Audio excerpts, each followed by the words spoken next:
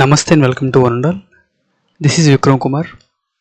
ఈరోజు మనం plant pathology క్లాస్లో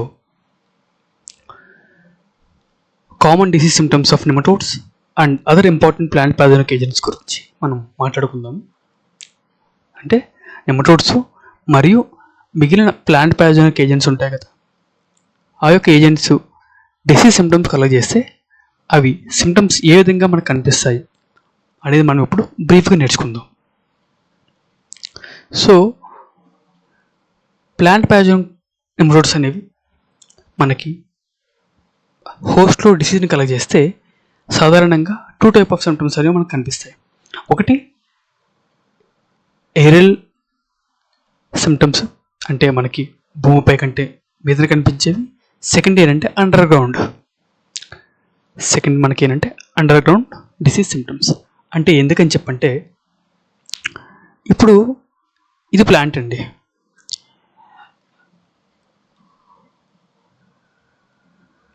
ఇది ప్లాంట్, ఇది సాయిల్ లెవెల్ కదా. So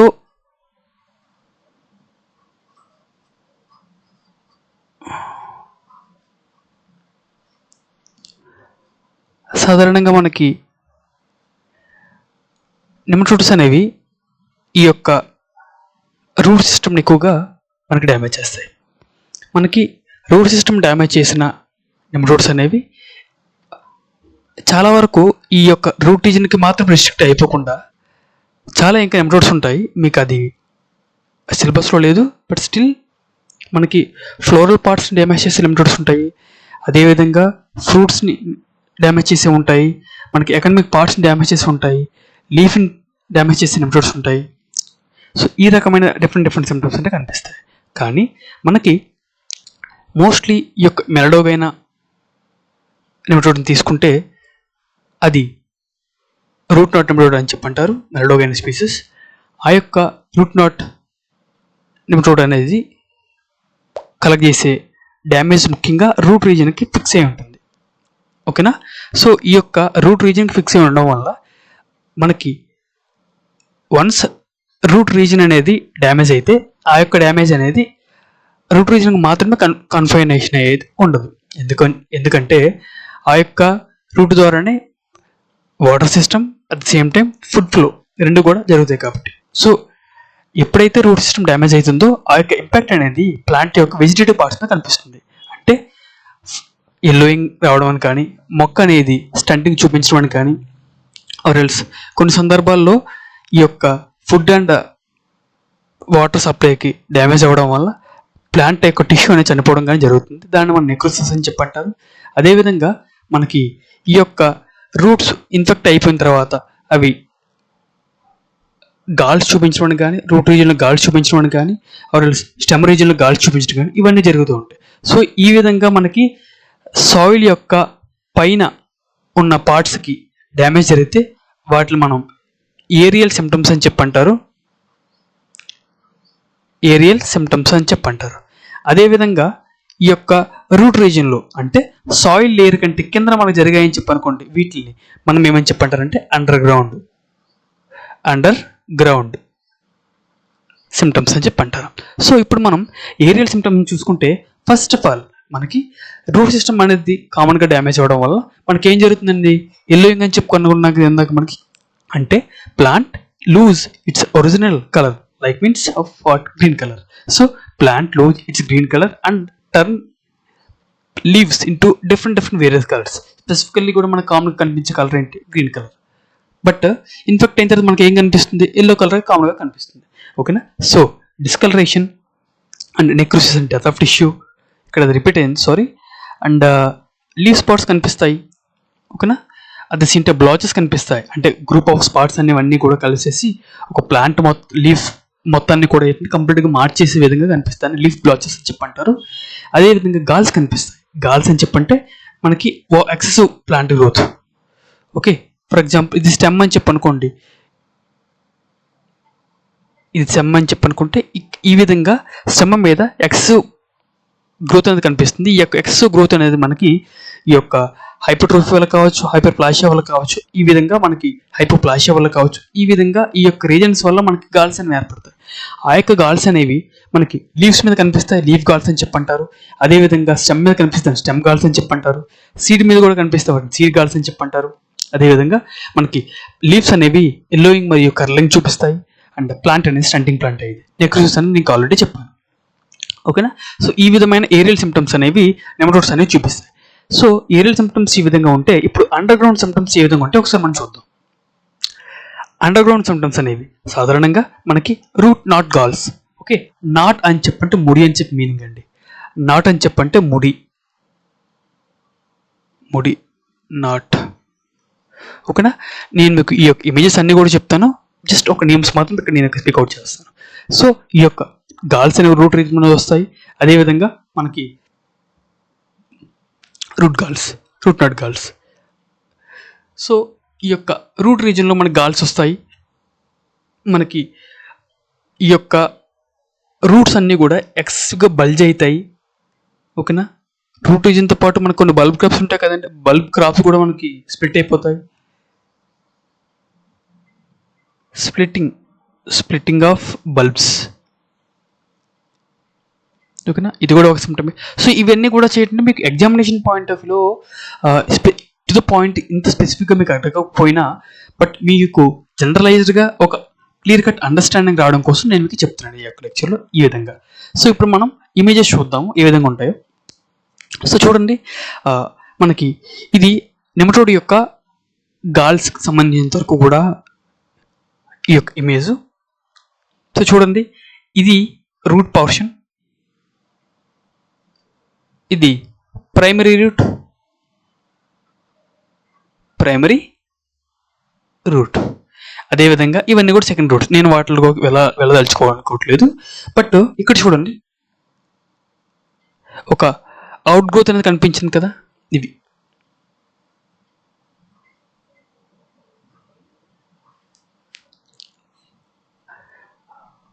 out growth.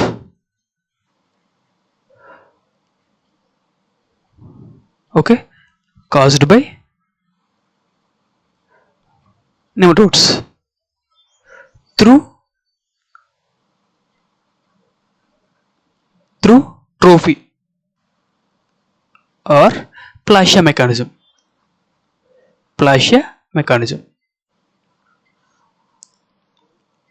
అర్థమైందండి.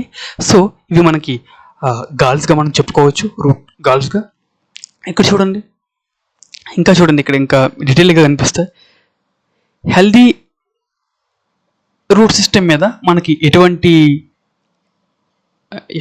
ఇక్కడ చూడండి, ఇది హెల్దీ రూట్ సిస్టమే కదా, మీకు అంతా కూడా చాలా క్లియర్ కట్గా ఇండివిజువల్ రూట్లో కనిపిస్తుంది. బట్ ఇన్ఫెక్టెడ్ పోర్షన్ చూడండి, బల్జ్ అయ్యింది చూసారు, బల్జ్ అయ్యి ఎక్స్ గ్రోత్ చూపిస్తుంది చూసారు, bulged and exhibiting excessive growth. ఓకేనా. సో ఇవి మనకి రౌండ్గా ఉంటాయి, ఆర్ సర్క్యులర్గా ఉంటాయి, ఆర్ గ్లోబో షేప్లో ఉంటాయి, గ్లోబో షేప్లో ఉంటాయి, ఆర్ ఎల్స్ మనకి ఇర్రెగ్యులర్గా కూడా ఉంటాయి. అర్థమైందండి. సో ఈ విధంగా నెమటోడ్ ఇన్ఫెక్ట్ చేసిన తర్వాత మనకి గాల్స్ అనేవి ఈ విధంగా తయారైతే, ఈ యొక్క గాల్స్ గురించి నేను జస్ట్ చిన్న ఎక్సెసివ్ పాయింట్ చెప్పాలనుకుంటున్నాను. అది మనకి గాల్స్ ఏ విధంగా ఏర్పడతాయి అని చెప్పంటే, వన్స్ ప్యాథోజన్ అనేది ప్లాంట్ యొక్క రూట్ సిస్టంలోకి ఎలా ఎంటర్ అవుతుందో ఫస్ట్ ఆఫ్ ఆల్ చూద్దాం. ఇది మనం రూట్ సిస్టమ్ ఇది ఉంది చూసారా,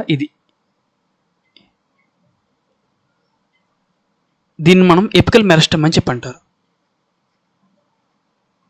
apical route meristem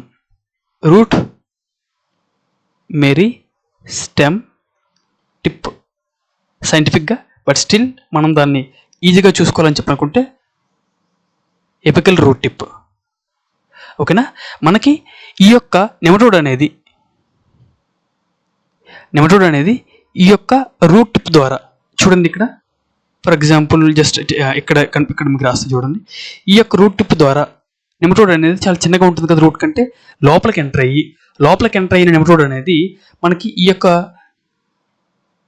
for example ఇది రూట్ రీజన్ అని చెప్పి అనుకోండి. ఎపికల్ మెరిస్టమ్ అంటే మనకి రూట్ టిప్ ఉంది చూసారా, దీన్ని మనం ఏమని చెప్పంటారు, రూట్ టిప్ అని చెప్పంటారు. రూట్ టిప్ మీద ఒక క్యాప్ ఉంటుంది, దాన్ని రూట్ క్యాప్ అని చెప్పంటారు. Root tip and root tip మీద ఒక చిన్న క్యాప్ ఉంటుందండి, దాన్ని రూట్ క్యాప్ అని చెప్పంటారు. వన్స్ మనకి ప్యాథోజన్ అనేది రూట్లోకి ఈ యొక్క రూట్ హెయిర్స్ ద్వారా కానీ ఆర్ఎల్స్ రూట్ టిప్ ద్వారా కానీ వన్స్ ఎంటర్ అయిన తర్వాత ఈ యొక్క ఎంటర్ అయిన ప్యాథోజన్ అనేది కంప్లీట్గా రూట్ ఏ రీజన్లో అయితే మనకి ఫుల్గా గ్రో అవుతూ ఉంటుందో దాన్ని మనం ఎపికల్ మెరిస్టమ్ టిప్ అని చెప్పంటారండి. ఓకేనా, ఎపికల్ మెరిస్టమ్ టిప్ అని చెప్పంటారు. అది ఈ యొక్క టిప్ రీజన్ మధ్య భాగంలో ఉంటుంది. ఈ యొక్క నెమటోడ్ అనేది అక్కడికి వెళ్ళి ఓకేనా ఈ రీజన్ మనకి ఎఫెక్ట్ చేసి ఈ రీజన్లో మనకి ఏంటంటే జీసీ సెల్స్ని ప్రొడ్యూస్ చేస్తాయి. ఓకేనా, జీసీ సెల్స్ని ప్రొడ్యూస్ చేస్తాయి. ఓకేనా, ఈ యొక్క జీసీ సెల్స్ ఎందుకు ఉపయోగపడతాయండి, మనకి నెమటోడ్కి హౌస్గా హోమ్ గాను at the same time nutrients provide చేసే సెల్స్గా మనకు ఉపయోగపడతాయి. ఓకేనా, సో ఈ యొక్క గాల్ సెల్స్లో జీసీ సెల్స్ అంటారు, దాని gall producing cells gall cells అని చెప్పి అంటారు.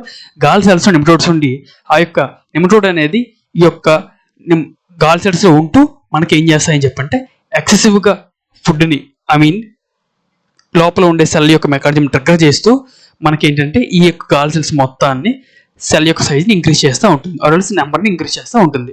ఓకేనా, ఇంతకు మించి డెప్త్ అనేది నేను మీకు చెప్పనుకోవట్లేదు, ఎందుకని చెప్పి అది మీకు అనవసరం మీ యొక్క point of view examination preparation వరకు కూడా, ఈవెన్ దో మీరు హయ్యర్ ఎగ్జామ్స్ ప్రిపేర్ అయినా కానీ. ఓకేనా, సో ఈ విధంగా మనకి నెమటోడ్ అనేది వన్స్ ప్లాంట్ని ఇన్ఫెక్ట్ చేసిన తర్వాత గాల్ డెవలప్మెంట్ మెకానిజం అనేది ఈ విధంగా జరుగుతుంది. గాల్ డెవలప్మెంట్ మెకానిజం ఈ విధంగా జరిగిన తర్వాత ఆ యొక్క గాల్ డెవలప్మెంట్ అనేది ఒక రీజన్ నుంచి ఇంకొక రీజన్కి నెమటోడ్ అనేది ట్రాన్స్మిట్ అవ్వడం వల్ల at the same time number of group of nematodes అనేవి ఒకేసారి ప్లాంట్ని ఎఫెక్ట్ చేయడం వల్ల డిఫరెంట్ గాల్స్ అనేవి ఏర్పడతాయి. మనం నెక్స్ట్ ఇమేజ్లో చూద్దాము. సో చూడండి, ఇది మనకి నెంబర్ ఆఫ్ నెమటోడ్స్ అనేవి ఇన్ఫెక్ట్ చేయడం వల్ల ప్లాంట్ అనేది ఏ టైప్ ఆఫ్ గాల్స్ చూపిస్తుందో చూసారు కదా, వీటిని గాల్స్ సెల్స్ ఆర్ఎల్స్ గాల్ సిమ్టమ్స్ అని చెప్పి అంటారు. సో ఇప్పుడు మనం ఈ యొక్క గాల్స్ అనేవి ఏ విధంగా ఏర్పడతాయి అంటే మనం సింపుల్గా గాల్ అనేది నథింగ్ బట్ ఏంటి మనకి అబ్నార్మల్ సిమ్టమ్. ఓకేనా, అసలు ఈ యొక్క అబ్నార్మల్ సిమ్టమ్స్ అనేవి నేను మీకు ఆల్రెడీ ఇంత క్లాస్లో చెప్పాను, బట్ స్టిల్ ఇంకా డీటెయిల్గా ఎక్స్ప్లెయిన్ చేయడానికి ఇక్కడ నేను మీకు డిఫరెంటియేషన్ మెకానిజంగా జస్ట్ చెప్పడానికి ప్రయత్నిస్తున్నాను. ఒకసారి చూడండి, ఈ యొక్క అబ్నార్మల్ సిమ్టమ్స్ అనేవి సాధారణంగా నార్మల్కి అబ్నార్మల్ తేడా తెలుసు కదండి. నార్మల్ అంటే సాధారణంగా హెల్తీగా ఉంది, యాజ్ యూజువల్ బై నేచర్గా అది ఉండడం. అబ్నార్మాలిటీ అంటే ఏంటి, నేచర్గా కాకుండా అది తక్కువగా ఉండడం కానీ లేకపోతే మనకు ఎక్సెసివ్గా ఉండడం కానీ. ఓకే, దాన్ని మనం అబ్నార్మాలిటీ అని చెప్పి అంటారు. సో ఈ యొక్క అబ్నార్మాలిటీ అనేది ఏ విధంగా వస్తుంది ప్లాంట్స్లో అని చెప్పి చూసుకుంటే మనకి అబ్నార్మాలిటీ అనేది ట్రోఫీ మెకానిజం వల్ల వస్తుంది. ఓకేనా, at the same time plasia mechanism వల్ల వస్తుంది. అబ్నార్మాలిటీ అనేది మనకి ట్రోఫీ మెకానిజం వల్ల వస్తుంది, అదేవిధంగా ప్లాసియా మెకానిజం వల్ల వస్తుంది. Trophy mechanism at the same time plasia mechanism. So ఈ యొక్క ట్రోఫీ అని చెప్పి అంటే మనకి సైజ్ అని మీనింగ్ వస్తుంది, ప్లాసియా అంటే నెంబర్ అని చెప్పి మీనింగ్ వస్తుంది. ఓకేనా, సో ఇప్పుడు అసలు ట్రోఫీ అంటే ఏంటి చూద్దాం. First of all hyper trophy, hyper అంటే మీనింగ్ ఎక్సెస్ అని చెప్పి మీనింగ్ వస్తుంది. హైపర్ అంటే ఎక్సెస్ ఆర్ఎల్స్ మోర్ అని చెప్పి మీనింగ్ వస్తుంది. ఓకే, సో ట్రోఫీ అంటే సైజ్, హైపర్ అంటే excess or more or else large meaning కూడా వస్తుంది. సో హైపర్ట్రోఫీ అంటే మనకి నార్మల్ సెల్ సైజ్ కంటే normal cell or tissue size కంటే హైపర్ అంటే మీనింగ్ ఏం చెప్పానండి, ఎక్సెస్ అని కదా. So excess or more or large cell size అనేది ఉంటే దాన్ని మనం హైపర్ట్రోఫీ అని చెప్పి అంటారు. ఓకేనా, హైపర్ట్రోఫీ అంటే మీనింగ్ ఏంటి, ఉన్నదానికంటే ఎక్కువగా ఉంటుంది. In respect of what, in respect of సైజులో. సో అదే మనం ఇప్పుడు హైపో చూడండి, హైపో అంటే మీనింగ్ ఏంటంటే less, okay, limited or small అనే మీనింగ్ వస్తుంది. అంటే మనకి నార్మల్ సెల్ కన్నా, నార్మల్ సెల్ ఆర్ టిష్యూ కన్నా సైజ్ అనేది మనకి చిన్నగా కానీ లిమిటెడ్గా కానీ స్మాల్గా ఉంటే దాన్ని హైపోట్రోఫీ అని చెప్పంటారు. ఓకేనా, సో ఇప్పుడు మనం ప్లాసియా ఆర్ నెంబర్ గురించి చూద్దాము. అసలు ప్లాషియా అని చెప్పంటే మనకి ఈ యొక్క అబ్నార్మాలిటీ అనేది నెంబర్ ఆఫ్ సెల్స్ అనేది ఇంక్రీజ్ అవ్వడం వల్ల, ఓకేనా, ఆర్ఎల్స్ నెంబర్ ఆఫ్ సెల్స్ అనేవి డిక్రీజ్ అవ్వడం వల్ల, అంటే నార్మల్గా ఉండాల్సిన నెంబర్ కంటే నెంబర్లో మార్పు వచ్చిందని చెప్పి అనుకోండి, ఆ యొక్క అబ్నార్మాలిటీ అనేది ఆ యొక్క నెంబర్ ఆఫ్ సెల్స్ యొక్క మార్పులో చేంజ్ రావడం వల్ల మనకి ఈ యొక్క అబ్నార్మాలిటీ అనేది వస్తుంది. సో హైపర్ అంటే మీనింగ్ ఏంటి? హైపర్ అంటే ఆల్రెడీ చెప్పాను నేను మీకు, ఎక్సెస్. హైపో అంటే మీనింగ్ ఏం చెప్పాను? Less or limited. ఓకేనా? సో మనకి ఈ యొక్క సెల్ నెంబర్ అనేది ఎక్కువ ఉంటే, ఎక్సెస్ ఉంటే, దేనికన్నా? నార్మల్ కన్నా, దాన్ని మనం హైపర్ ప్లాషియా అని చెప్పంటారు. హైపోప్లాషియా అని చెప్పంటే నెంబర్ ఆఫ్ సెల్స్ అనేవి మనకి నార్మల్ కన్నా తక్కువ ఉంటే, లిమిటెడ్గా ఉంటే ఆర్ లెస్ ఉంటే దాన్ని మనం హైపోప్లాషియా అని చెప్పన్నాం. ఓకేనా? సో నెంబర్ ఆఫ్ సెల్స్ అనేవి హైపర్గా ఉంటే, ఎక్సెస్గా ఉంటే దాన్ని హైపర్ ప్లాషియా అని చెప్పన్నాము. అదే ఈ యొక్క హైపోప్లాషియా అని చెప్పి మీనింగ్ ఏం చెప్పాను? నెంబర్ ఆఫ్ సెల్స్ అనేవి మనకి నార్మల్ కంటే తక్కువ ఉంటే దాన్ని మనం ఏమేం చెప్పంటారంటే హైపోప్లాషియా అని చెప్పి అన్నారు. ఓకేనా? అసలు మీకు ఇక్కడ నెంబర్ ఆఫ్ సెల్స్ రావాలని చెప్పి ఏం జరగాలండి? డివిజన్ కావాలి కదా, సెల్ డివిజన్ కావాలి కదా. సో ఇక్కడ నెంబర్ ఆఫ్ సెల్స్ మిమ్మల్ని కన్ఫ్యూజ్ చేయడానికి నెంబర్ ఆఫ్ సెల్స్ అనే ప్లేస్లో నెంబర్ ఆఫ్ సెల్ డివిజన్ అనే పదం కూడా మీకు అక్కడ వాడచ్చు. ఓకేనా? నెంబర్ ఆఫ్ సెల్ డివిజన్స్ ఎక్కువ, నార్మల్ కన్నా ఎక్కువ జరిగాయని చెప్పి అనుకోండి, అక్కడ నెంబర్ ఆఫ్ సెల్స్ ఎక్కువ ఉంటాయి కదా. అదేవిధంగా నార్మల్ కన్నా నెంబర్ ఆఫ్ సెల్ డివిజన్ తక్కువ జరిగిందని చెప్పి అనుకోండి, అక్కడ మనకి నెంబర్ ఆఫ్ సెల్స్ ఏ విధంగా ఉంటాయి? చాలా తక్కువగా ఉంటాయి కదా. సో అందుకనే ఇక్కడ నెంబర్ ఆర్ డివిజన్ అనే పదాన్ని నేను మీకు ప్రీవియస్ క్లాస్లో చెప్పాను. ఓకేనా? సో ఇక్కడతో ఈ యొక్క ట్రోఫీ గురించి, ప్లాషియా గురించి అయింది. బట్ ఇక్కడ మనకి ఎట్రోఫీ అని చెప్పి ఒక పదం కూడా ఉంటుందండి. ఎట్రోఫీ అని చెప్పే పదం కూడా ఉంటుంది. దాని గురించి నేను మీకు ఇక్కడ ఎక్స్ప్లెయిన్ చేస్తాను, ఒకసారి చూడండి. ఎట్రోఫీ అంటే మీనింగ్ ఏంటంటే ఈ రెండు పెరగడం గురించి చెప్తాయి. ఈ యొక్క ప్లాషియా, ట్రోఫీ, ఈ రెండు కూడా మనకి ఏంటంటే అబ్నార్మాలిటీ అనేది పెరుగుతుందని చెప్పడానికి మనం ఈ రెండు మెకానిజం వాడతాము. అదే ఎట్రోఫీ మెకానిజం ఎప్పుడు వాడతాము, అసలు ఎప్పుడు పనిచేస్తుందని చెప్పంటే, అసలు అబ్నార్మాలిటీ అంటే ఏంటి? ఓన్లీ ఎక్సెస్వేనే కాదు కదా.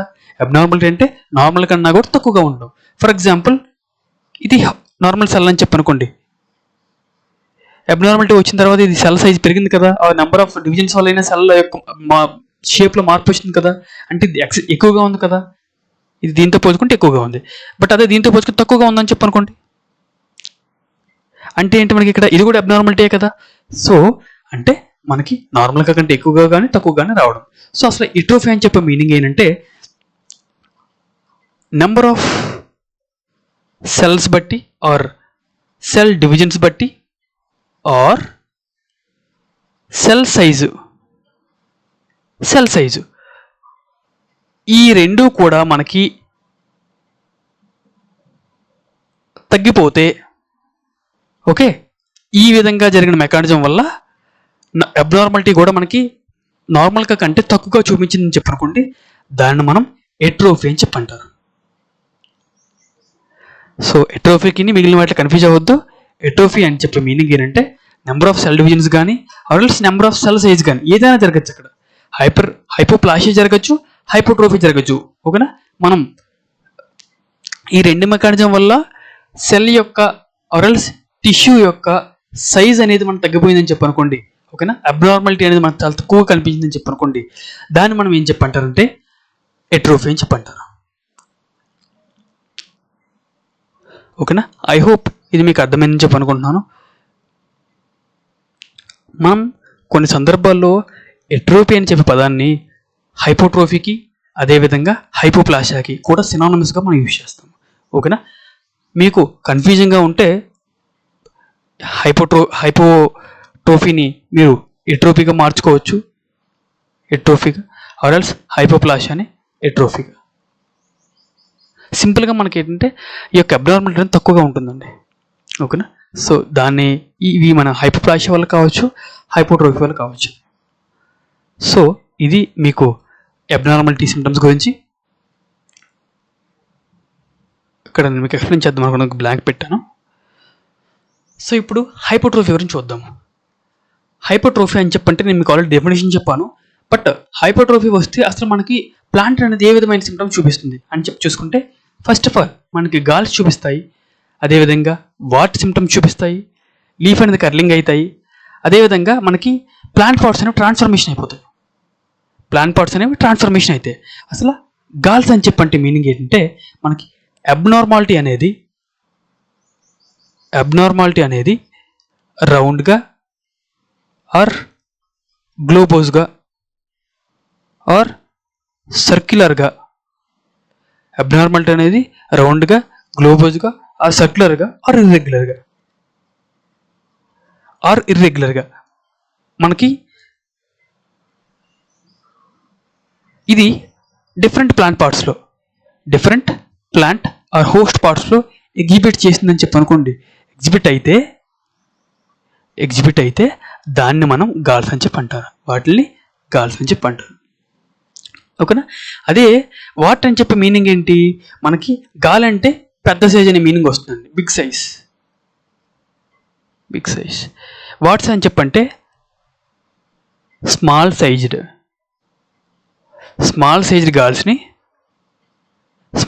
గాల్స్ని మనం వాట్ అని చెప్పి అంటారు. ఓకేనా? లీఫ్ కర్లింగ్ అంటే నేను మీకు ఆల్రెడీ చెప్పాను, అది హైపోట్రోఫీ వల్ల మనకి లీఫ్ నెంబర్ ఆఫ్ సైజ్ అనేది సెల్ సైజ్ అనేది పెరిగి మనకి లీఫ్ అనేది నార్మల్గా కానీ అబ్నార్మల్ సిమ్టమ్స్ చూపిస్తారు. లీఫ్ అంతా కూడా వంగిపోతూ ఉంటుంది. ఓకేనా? దాన్ని మనం లీఫ్ కర్లింగ్ అని చెప్పి అంటారు. ట్రాన్స్ఫర్మేషన్ ఆఫ్ ప్లాంట్ పార్ట్స్ అని చెప్పంటే నేను మీకు ఇప్పుడు ఎగ్జామినేషన్ అంటున్నాను, ఈ యొక్క నెక్స్ట్ స్లైడ్స్ చూపిస్తాను. సో చూడండి, గాల్ సిమ్టమ్ నార్మల్గా ఇది మనం క్లబ్ రూట్ ఆఫ్ క్యాబేజీ అని చెప్పి క్రాప్ అండి. ఇది క్యాబేజ్ క్రాప్. ఇది క్యాబేజ్ యొక్క హెల్దీ ప్లాంట్ యొక్క హెల్దీ రూట్. బట్ ఇది క్యాబేజ్ యొక్క డ్యామేజ్డ్ ప్లాంట్ చూడండి ఏ విధమైన సిమ్టమ్స్ మనం ఎగ్జిబిట్ చేస్తుందో చూస్తారు కదా. సో ఈ యొక్క రూట్ అంతా కూడా మనకి ఏంటంటే ఇలా ఉండాల్సింది మనకి ఈ విధంగా తయారవుతుందండి ఎక్సెస్గా. ఓకేనా? సో ఇక్కడ చూడండి, మనం ఇక్కడ ఏదైనా షేప్ ఉందని మనం చెప్పుకుంటాం, ఇర్రెగ్యులర్ షేప్లో ఉందని మనం చెప్పుకుంటాం. మొత్తం రూట్ అంతా కూడా క్లబ్గా అయిపోయి మనకి ఏ విధమైన సిమ్టమ్స్ కనిపిస్తుంది అని చెప్పంటే అన్ని ముద్ద కట్టేసినట్టుగా ఈ విధంగా కనిపిస్తుంది. సో దీనిని మనం క్లబ్ రూట్ ఆఫ్ క్యాబేజ్ అని చెప్పి అంటారు. ఇది మనకి క్యాబేజ్ క్రాప్లో వస్తుంది. దీన్ని కలెక్ట్ చేసే ప్యాథోజన్ అనేది Plasmodium brassicae. So next symptom చూసుకుంటే గాల్ సిమ్టము. ఇది మనకి స్టెమ్ గాల్ ఆఫ్ కొరియాండర్లో స్టెమ్ గాల్ని ప్రొడ్యూస్ చేస్తాయి. ఓకేనా? సో ఈ యొక్క స్టెమ్ గాల్స్ని ప్రొడ్యూస్ చేసే మనకి కొరియాండర్ అంటే కొత్తిమీర అండి. ఓకేనా? కొత్తిమీర మీరు స్టెమ్స్ చూసే ఉంటారు కదా, చూడండి ఇది హెల్దీగా కనిపిస్తుంది కదా, ఫ్లాట్గా ఉంటుంది, ఎటువంటి రఫ్ సర్ఫేస్ లేకుండా. బట్ అది ఇన్ఫెక్టెడ్ స్టెమ్ని మీరు అబ్జర్వ్ చేస్తే ఫ్లాట్గా ఉండదు, బట్ స్టెమ్స్ మీద మనకి ఎక్సెసివ్ అవుట్బ్రెడ్స్ అని వచ్చి మనకి ఈ యొక్క గాల్స్ అనేవి కనిపిస్తాయి. ఓకేనా? సో అప్పుడు స్టెమ్ అనేది మనకి ఏ విధంగా కనిపిస్తుందండి, రఫ్ సర్ఫేస్గా కనిపిస్తుంది, రఫ్ సర్ఫేస్ని ఇస్తుంది. ఓకేనా? సో ఈ యొక్క స్టెమ్ గాల్ ఆఫ్ కొరియాండర్ అనేది ప్రోటోమైసిస్ మ్యాక్రోస్పోరస్ అనే ఫంగే వల్ల మనకి ఈ యొక్క స్టెమ్ గాల్స్ అని వస్తాయి. వాట్ సిమ్టమ్స్ చూడండి. వాట్ అంటే నేను మీకు ఏం చెప్పాను, గాల్ కంటే చాలా చిన్న సైజులో ఉంటే దాన్ని మనం వాట్ అని చెప్పి అంటారు కదా. గారి కాదండి, ఈ తినే గారి కాదు, గాల్. ఓకే? ఈ యొక్క గాల్స్ అనేవి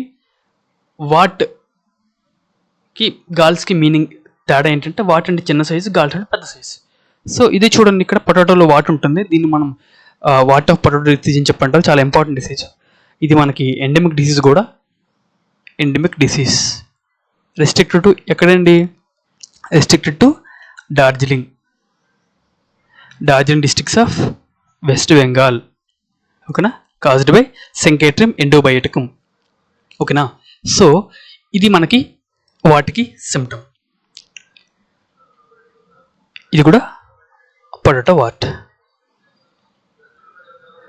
సో ఫంగల్ లీఫ్ కర్ల్ చూడండి, మీరు ఒక పాయింట్ అబ్జర్వ్ చేసినట్టుగైతే మనకి మ్యాక్సిమం లీఫ్ కర్ల్స్ అన్నీ కూడా వైరల్ డిసీజ్ మాత్రమే కలెక్ట్ చేస్తాయి.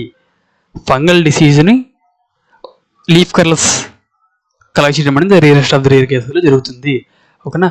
ఓన్లీ ఫ్యూ స్పీసెస్ మనకి లీఫ్ కర్ల్ని కలెక్ట్ చేసే ఫంగల్స్ ఏమైనా ఉన్నాయని చెప్పంటే అది peach leaf curl, peach leaf curl caused by Taphrina deformans అనే ఈ యొక్క ఫంగై అనేది లీఫ్ కర్ల్ చూపిస్తుంది. సో చూడండి, ఇది పీచ్ ప్లాంట్, ఇది పీచ్. సో ఈ యొక్క పీచ్ ప్లాంట్ యొక్క లీఫ్ చూడండి, హెల్తీ లీవ్స్ ఏ విధంగా ఉన్నాయో, బట్ ఇన్ఫెక్టెడ్ లీఫ్ చూడండి ఏ విధంగా ఉన్నాయో, మొత్తం అన్ని కూడా కర్ల్ అయిపోయి ఉన్నాయి చూసారా. సో ఇది leaf curl symptoms of peach. అదేవిధంగా మనం ఈ యొక్క ట్రాన్స్ఫర్మేషన్ ఆఫ్ ప్లాంట్ పార్ట్స్ చూసుకుంటే పౌడర్ మిల్డ్యూ డౌన్ మిల్డ్యూ ఉంటుంది కదా, down mildew of pearl millet. PM అంటే పీర్లీ మిల్లెట్ అండి, ఇక్కడ జస్ట్ షార్ట్ కట్ కోసం నేను రాసుకున్నాను. డౌన్ మిల్డ్యూ ఆఫ్ పీర్లీ మిల్లెట్లో మనకి ఈ యొక్క డిసీజ్ అనేది స్క్లీరోస్పరా గ్రామినికోలా అనే ఫంగై వల్ల వస్తుంది. ఈ డిసీజ్ వచ్చిన ప్లాంట్ అనేది ఈ రకమైన సిమ్టమ్స్ ఎగ్జిబిట్ చేస్తాయి. అంటే ఏంటి, ఇది చూడండి, ఇదేంటండి మనకి, ఇది ఎకడమిక్ పార్ట్ కదా, ఎకడమిక్ పార్ట్. ఇవి ఇండివిజువల్ ఉన్నాయి చూసారా, ఇవి గింజలని కదా. అంటే మనకి ఫ్లవర్స్, అదేవిధంగా ఈ యొక్క గింజలు, ఇవి మనకి ఏంటంటే పూర్తిగా గ్రీనిష్ లీఫ్ స్ట్రక్చర్స్గా మారిపోతాయి. ఇది చూడండి, ఇక్కడ గ్రీనిష్ లీఫ్ స్ట్రక్చర్స్గా మారిపోతాయి. సో దీనిని మనం ట్రాన్స్ఫర్మేషన్ ఆఫ్ ప్లాంట్ పార్ట్ సిమ్టమ్స్కి మనం చెప్పుకుంటాం. అర్థమైందండి. నెక్స్ట్, సో నేను ఇంతకుముందు కొన్ని మీకు చెప్పిన లెక్చర్స్ నేను గమనించినప్పుడు కొన్ని డిసీజెస్కి నేను అంత బాగా ఎక్స్ప్లెయిన్ చేయలేదు అని చెప్పే భావన నాకు అనిపించింది. సో అందుకోసమనే మీకు ఆ యొక్క సిమ్టమ్స్ని ఎక్కడెక్కడైతే నేను ఇంకొద్దిగా చెప్తే బాగుంటుంది, మీకు ఉపయోగపడుతుందని చెప్పి నేను ఫీల్ అయ్యాను, వాటిని నేను ఇక్కడ మళ్ళీ ఇంక్లూడ్ చేస్తున్నాను. ఓకేనా. సో ఐ హోప్ మీకు ఇది ఇంకొద్దిగా క్లారిటీ ఇవ్వడానికి ఉపయోగపడుతుందని చెప్పి నేను అనుకుంటున్నాను. సో దట్ మనం ఇప్పుడు ఈ యొక్క వీటిలో కూడా డిస్కస్ చేసుకుందాం. ఓకేనా. సో అయితే ఇప్పుడు ఈ యొక్క లీవ్ స్పాట్స్ మనం గమనించినట్లయితే, different type of leaf spots మనం గమనించినట్లయితే, నేను మీకు ఏం చెప్పానండి, సాధారణంగా ఫంగల్ లీవ్ స్పాట్స్కి బ్యాక్టీరియల్ లీవ్ స్పాట్స్ కొన్ని ఎగ్జాంపుల్ చెప్పాను కదా. ఇప్పుడు నేను మీకు ఏంటంటే ఓన్లీ ఫంగల్ లీవ్ స్పాట్స్లో డిఫరెంట్ సిమ్టమ్స్ ఏ విధంగా ఉంటాయని నేను చెప్తాను.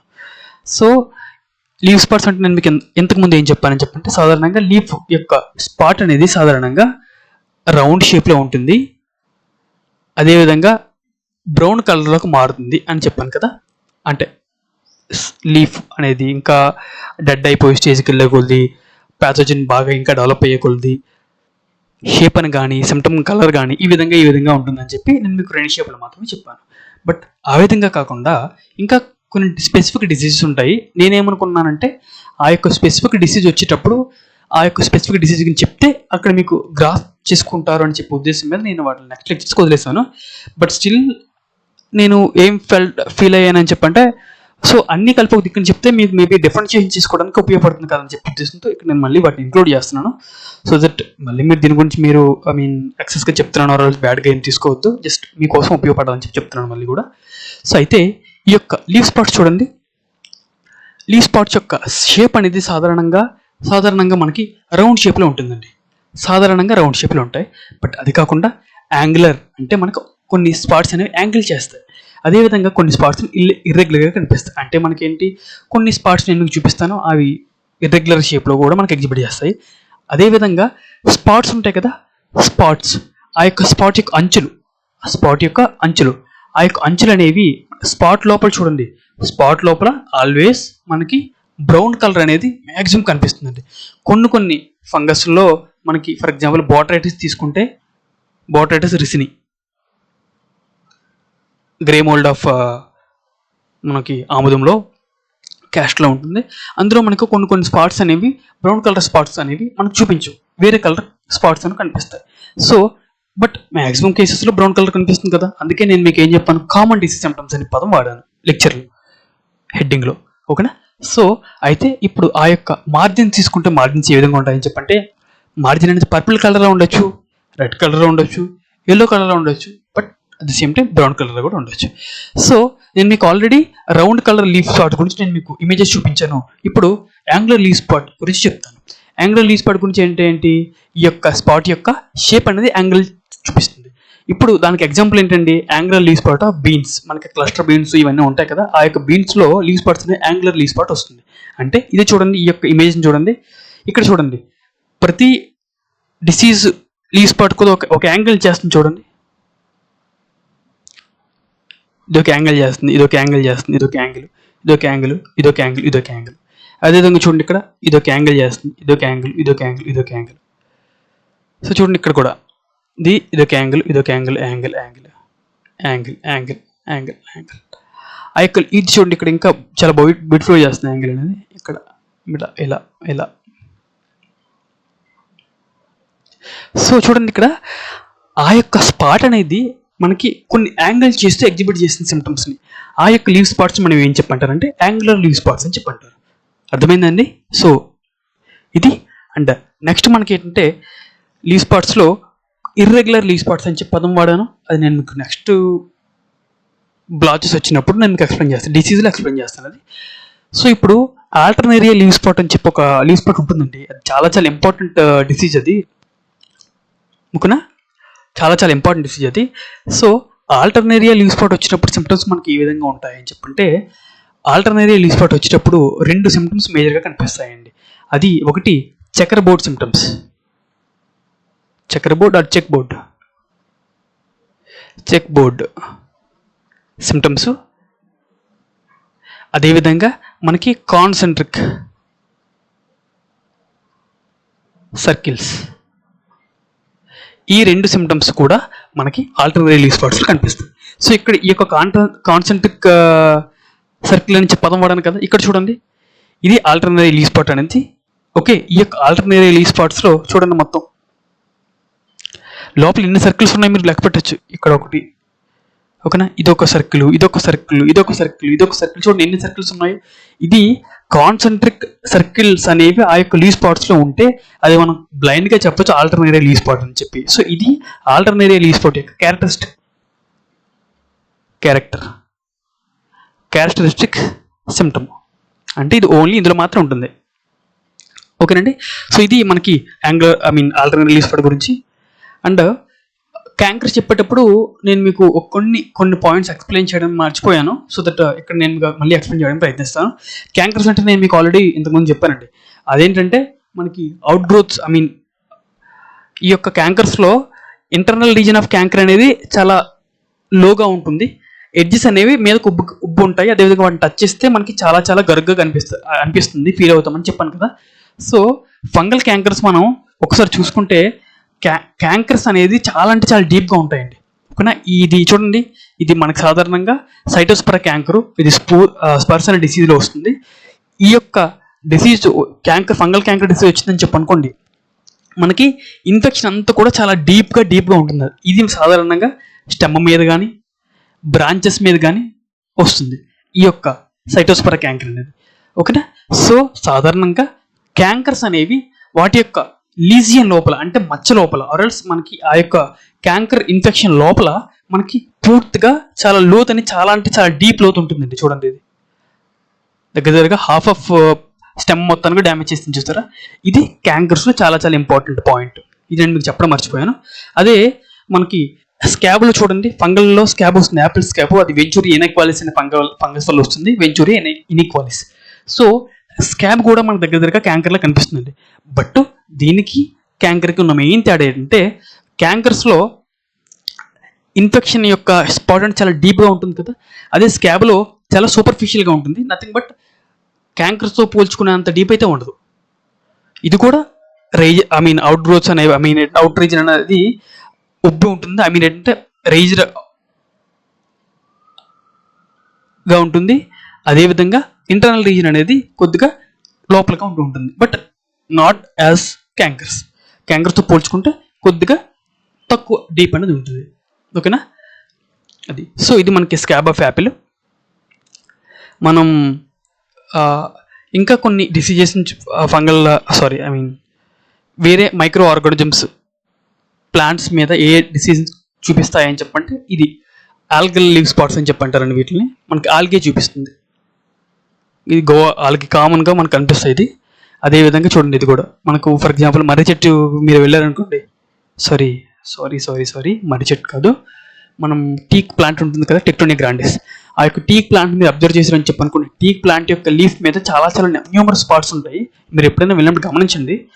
అది ఆల్గే వల్ల వస్తాయి ఆ యొక్క స్పాట్స్ అనేవి. సో ఇక్కడ ఫంగస్ కూడా మనకి కొన్ని రూట్స్ని రాట్స్ని ఎగ్జిబిట్ చేస్తాయండి. ఇక్కడ ఇది కూడా నేను మీకు కొద్దిగా సాటిస్ఫైడ్గా చెప్పాను అని చెప్పి అనిపించలేదు. సో అందుకోసం మళ్ళీ ఇక్కడ ఇంక్లూడ్ చేశాను. అదేంటంటే మనకి ఫంగల్ రాట్స్ అనేవి సాధారణంగా అవి అటాక్ చేసే ప్లాంట్ బాట్స్ని బట్టి మనం వాటిని రూట్ని ఎఫెక్ట్ చేస్తే దాన్ని రూట్ రాట్ అని చెప్పి అంటారు. లీఫ్ మీద లీఫ్ రాట్, స్టమ్ చేస్తే స్టమ్ రాట్, బడ్ చేస్తే బడ్ రాట్, ఓకేనా, ఫ్రూట్ చేస్తే ఫ్రూట్ రాట్ అని చెప్పి అంటారు. అది ఇన్ఫెక్ట్ చేసిన ప్లాంట్ పార్ట్ బట్టి, ఓకేనా. అదేవిధంగా అసలు ఆ యొక్క రాట్ అనేది ఏ విధమైన మెకానిజం చూపిస్తుందన్న దాన్ని బట్టి కూడా రకాలు ఉంటాయండి, ఓకేనా. అంటే మనకి ఏంటంటే ఆ యొక్క స్పెసిఫిక్ ప్యాథోజన్ అనేది రాటింగ్ అనేది కొద్ది మెత్తగా చేసిందని చెప్పి అనుకోండి. కొన్ని అంటే ఆ యొక్క ఇన్ఫెక్ట్ చేసిన పోర్షన్ అంతా కూడా వాటర్గా అయిందని చెప్పి అనుకోండి, దాన్ని మనం వెట్ రాట్ అని చెప్పి అంటారు.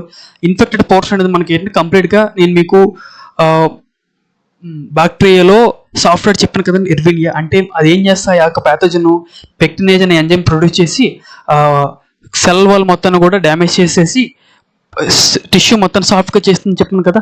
అదేవిధంగా కొన్ని ఫంగస్ యొక్క రాట్స్ అనేవి ఇన్ఫెక్టెడ్ పోర్షన్ మొత్తాన్ని కూడా వాటి యొక్క టిష్యూ మొత్తాన్ని కూడా ఏం చేస్తాయని చెప్పనుకుంటే సాఫ్ట్ చేసేస్తాయి. మెకానిజం సేమ్ అండి, సేమ్గా పెక్టినేజ్ అనే ఎంజైమ్స్ని సెల్యులోజ్ అనే ఎంజైమ్స్ ప్రొడ్యూస్ చేసి ఆ యొక్క రఫ్ సర్ఫేస్ మొత్తాన్ని మనకి ఏం చేస్తాయని చెప్పి మెత్తగా చేసేస్తాయి. ఈ విధంగా మనకి ఏదైతే రాట్ అంతా కూడా ఏ విధంగా కనిపిస్తుంది, ఆ విధంగా టిష్యూ అంతా కూడా మెత్తగా అయిపోతుంది. సాఫ్ట్ రాట్ అని చెప్పంటారు. తడి ఉందని చెప్పనుకో దాన్ని వెట్ రాట్ అని చెప్పంటారు. తడి లేదు అని చెప్పండి దాన్ని డ్రై రాట్ అని చెప్పంటారు. మనకి డ్రై రూట్ రాట్ మనకు వస్తుంది, మనకి కాటన్లో వస్తుంది. మ్యాక్రోఫోమినా ఫ్యాసియోల్ ఆరల్స్ మనకి రిమిలియా అని చెప్పి కొన్ని ఫంగస్ ఉంటాయి. ఆ డిసీజ్ వచ్చేటప్పుడు నేను మీకు ఎక్స్ప్లెయిన్ చేస్తున్నాను ఇక్కడ. అదేవిధంగా ఫంగల్ విల్ట్ నేను మీకు ఆల్రెడీ చెప్పాను. ఫంగల్ విల్ట్లో కొన్ని పాయింట్స్ చెప్తాను. ఆ యొక్క పాయింట్స్ ఏంటంటే ఫంగస్లో ఇన్ఫెక్టెడ్ పోర్షన్ ఉంటుంది కదండి, ఇది బ్రాంచ్ అని చెప్పి అనుకుంటే, ఓకేనా. సాధారణంగా ఇన్ఫెక్టెడ్ బ్రాంచ్ అనేది టిప్ నుంచి వెనక్కి ఇట్లాగా డైబ్యాక్ సిమ్టమ్స్ చూపిస్తుంది. అంటే ఇక్కడ మాడిపోయి ఇది అంతా కూడా చనిపోవడం అంతా కూడా మనకు మాడిపోవడం అంతా కూడా ఇలా ఒక్కడికి జరిగిపోయి లీఫ్ డ్రాప్ అనేది మనకు ఎక్కువగా కనిపిస్తుంది. అదేవిధంగా లీఫ్ డ్రాప్ అనేది ఎక్కువగా కనిపిస్తుంది. ఇన్ఫెక్టెడ్ లీఫ్ అనేది మనకి తన యొక్క ఒరిజినల్ నేచర్ని కోల్పోయి పూర్తిగా మనకి ఏంటంటే టర్జ్డ్గా కనిపిస్తుందండి, అంటే వడలిపోయినట్టు కనిపిస్తుంది, ఓకేనా. అదేవిధంగా మనకి వస్కులర్ విల్ట్స్ వస్తాయి కదా, వసిక్యులర్ విల్ట్. సో వసిక్యులర్ విల్ట్ వచ్చేటప్పుడు నేను చెప్పానండి, ఈ యొక్క ఇంటర్నల్ వసిక్యులర్ రీజన్ అంతా కూడా మనకి డ్యామేజ్ అయ్యి ఆ యొక్క ఇన్ఫెక్షన్ అంతా కూడా మనకి ఏంటంటే ఇందులో ఉండే టైల్సిస్ ఫార్మేషన్ అంతా అయ్యి ఈ యొక్క వసిక్యులర్ రీజన్ అంతా కూడా జైలమ్స్ కావచ్చు, ఫ్లోయమ్స్ కావచ్చు, మనకి ఏంటంటే ఈ యొక్క ప్లగ్గింగ్స్ ఉంటాయండి. అందులో ప్లగ్గింగ్స్ అని చెప్పండి, అంటే ఎక్సెసివ్గా మనకి టైల్సిస్ ఫార్మేషన్ కానీ ప్యాథోజన్ ఫార్మేషన్ కానీ ఇదంతా జరిగి కూడా ఆ యొక్క ప్లగ్గింగ్స్ ఉండి ఆ రీజన్ అంతా కూడా బ్లాక్ జరుగుతాయి, అంటే ఆ రీజన్ అంతా కూడా బ్లాకేజ్ జరుగుతుంది, ఓకేనా. సో ఈ విధంగా వస్కులర్ విల్ట్స్లో ఈ విధమైన సిమ్టమ్స్ కనిపిస్తాయి. ఇన్ఫెక్టెడ్ బ్రాంచెస్లో మనకి ఈ విధంగా కనిపిస్తాయి. లీఫ్ అనేది అద్దరిగా కనిపించి వడలిపోయినట్టుగా కనిపిస్తుంది, ఓకేనండి. సో ఇది ఫంగల్ విల్ట్స్ గురించి కొద్దిగా excess information. So I hope మీకు ఈ యొక్క లెక్చర్స్ అన్నీ కూడా చాలా అర్థమయ్యాయని చెప్పి అనుకుంటున్నాను. మీకు ఇంకా ఏమైనా డౌట్స్ కానీ ఉంటే లెక్చర్స్ మరొకసారి చూడండి, కామెంట్ సెక్షన్లో మీ యొక్క కామెంట్స్ని తెలియజేయండి. అదేవిధంగా ఈ యొక్క వీడియోస్ని లైక్ చేయండి. అదేవిధంగా నీడీ పర్సన్స్కి షేర్ చేయండి, ఓకేనా. ఈ యొక్క ఛానల్ని సబ్స్క్రైబ్ చేసుకోండి. అదేవిధంగా పక్కన ఉన్న మనకి గంట బెల్ సింబల్ ఉంది కదా, దాన్ని ఆన్ చేసి పెట్టుకోండి. నేను ఎప్పుడైనా వీడియో చేసి అప్లోడ్ చేయగానే మీకు అది నోటిఫికేషన్స్ వస్తాయి, ఓకేనండి. థ్యాంక్ యూ వెరీ మచ్ అండి అందరికీ కూడా. ఎవరెవరైతే ఎగ్జామ్స్కి ప్రిపేర్ అవుతున్నారో వాళ్ళందరికీ కూడా ఆల్ ది బెస్ట్. మీరు పర్సనలైజ్డ్గా మెంటర్షిప్ కానీ, ఓకే, ఆర్ ఎల్స్ ఏమైనా ప్రిపరేషన్కి సంబంధించినంత వరకు టిప్స్ కానీ మీరు ఏమైనా చేయాలి అని చెప్పనుకుంటే అగ్రిసెట్కి కానీ ఆర్ ఎల్స్ మిగిలిన అగ్రికల్చర్కి కానీ, ఓకేనా. సో మీరు నన్ను ఈ యొక్క వీడియోలో ఉండే కామెంట్ సెక్షన్ ద్వారా మీరు కాంటాక్ట్ చేయొచ్చు. ఆర్ ఎల్స్ నేను మీకు ఒక సోనర్గా నేను ఏంటంటే ఒక సెపరేట్ ఒక మెయిల్ ఐడి క్రియేట్ చేసుకుని ఆ యొక్క మెయిల్ ఐడిని నేను ప్రొవైడ్ చేస్తాను. మీరు దానికైనా కూడా ఈవెన్ ఇఫ్ మీరు ఇంట్రెస్టెడ్గా ఫీల్ అయితే, ఓకే, నేను అంటే అసలు నేను కొద్దిగా ప్లాన్స్ ఉన్నాయండి, వాటి గురించి నేను కొంచెం చిన్న వీడియోలు మీకు ఎక్స్ప్లెయిన్ చేయడానికి ప్రయత్నిస్తాను. సో ఈ విధంగా నేను మీతో కాంటాక్ట్లో ఉండడానికి ప్రయత్నిస్తాను, ఓకేనండి. మీరు అవసరం నీడే ఉంది అని చెప్పనుకుంటే ప్రిపరేషన్ పాయింట్ ఆఫ్ వ్యూ, ఓకేనా. సో మరొకసారి మీ అందరికీ కూడా థ్యాంక్ యూ అండి. అదేవిధంగా ప్రిపేర్ అవుతున్న వాళ్ళకి ఆల్ ది బెస్ట్. అండ్ జై హింద్, వందే మాతరం.